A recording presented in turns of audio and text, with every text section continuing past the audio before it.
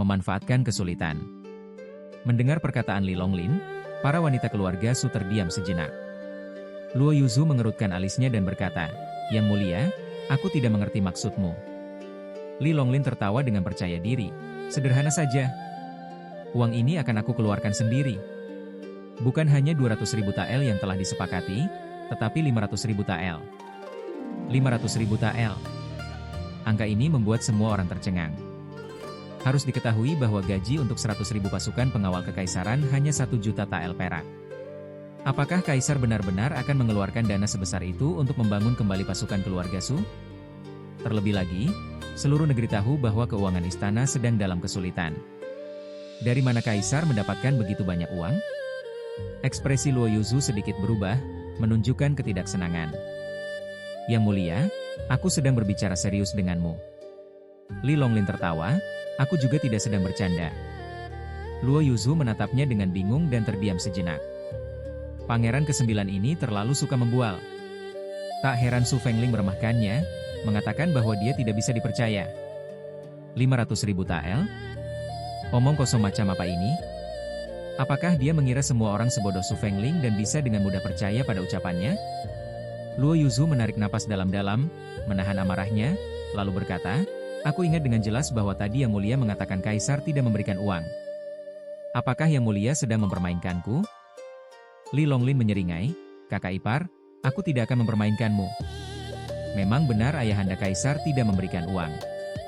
Tapi beliau memberiku sesuatu yang bisa ditukar dengan 500.000 tael." "Sesuatu yang bernilai 500.000 tael?" Para wanita keluarga Su terkejut.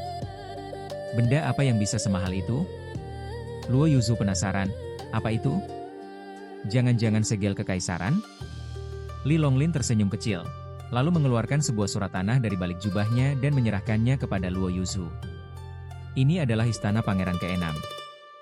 Ekspresi semua orang langsung berubah menjadi kecewa. Su Fengling mendengus, "Kau bercanda? Sebuah istana bisa dijual 500.000 tael? Siapa yang akan percaya?" Luo Yuzu mengangguk ringan dan menatap Li Longlin dengan serius.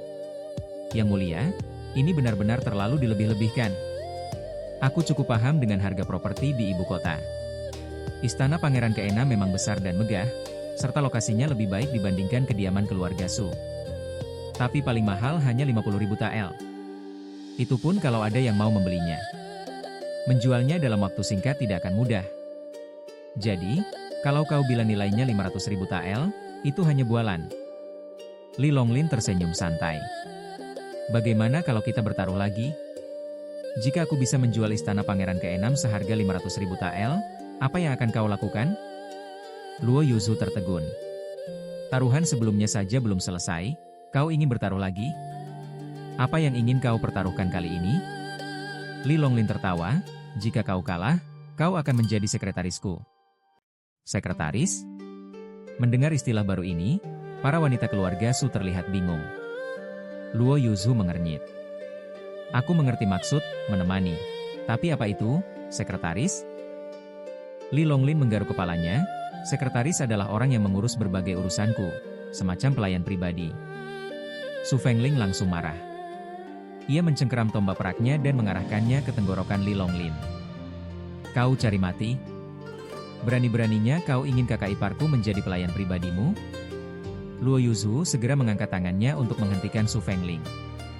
"Kalau ini taruhan, bagaimana jika Yang Mulia yang kalah?" Li Longlin mengangkat bahu, "Aku ini cuma hidup seadanya, tak punya apa-apa. Jika aku kalah, aku juga akan jadi sekretarismu." Su Fengling menggertakkan giginya karena marah, "Kau ini sampah. Tak bisa baca tulis dengan baik, tak bisa bertarung dengan layak. Siapa yang mau kau jadi sekretaris pribadinya?" "Huh." Namun, Luo Yuzu tanpa ragu mengangguk, "Baik, aku menerima taruhan ini." Su Fengling terkejut, hampir tak percaya dengan apa yang ia dengar. "Apa kakak iparku sudah kehilangan akal sehat? Kenapa dia lebih bodoh dariku? Li Longlin jelas hanya sedang bermain-main. Apa gunanya bertaruh dengan orang seperti dia?" Luo Yuzu mengepalkan tangannya erat-erat, lalu berkata pelan, "Adik, kau tidak mengerti. Sekalipun hanya ada kemungkinan sekecil apapun, aku harus membangun kembali pasukan keluarga Su dan membalas dendam untuk para leluhur kita. Meski kau meremehkan pangeran ke-9, kau harus mengakui bahwa satu-satunya harapan keluarga Su kini ada padanya. Jadi, seberapapun kecilnya peluang ini, aku tetap harus bertaruh. Su Fengling terdiam, menundukkan kepala tanpa kata. Ia mengerti perasaan Luo Yuzu. Ia juga ingin membangun kembali pasukan mereka dan membalas dendam untuk keluarganya yang tewas di medan perang. Tapi, apakah mereka benar-benar harus percaya pada Li Longlin, seorang pangeran pemalas dan tukang ngomong besar ini? Su Fengling tidak bisa meyakinkan dirinya sendiri. Luo Yuzu menatap Li Longlin. Bagaimanapun juga, kita memiliki tujuan yang sama, mengumpulkan uang dan membangun kembali pasukan keluarga Su. Jika ada yang bisa aku bantu, aku akan berusaha semaksimal mungkin. Li Longlin melirik Su Fengling. Aku memang butuh bantuan kakak ipar. Tapi di sini terlalu berisik, selalu ada yang mengganggu. Kita bicara di tempat lain. Luo Yuzu mengangguk, baik. Ikut aku. Su Fengling mendengus kesal, menghentakkan kakinya dengan marah. Kau membuatku sangat kesal. Jangan biarkan aku mendapat kesempatan. Kalau tidak, aku pasti membunuhmu. Li Longlin tidak memedulikannya. Ia mengikuti Luo Yuzu dengan santai menuju kamar pribadinya.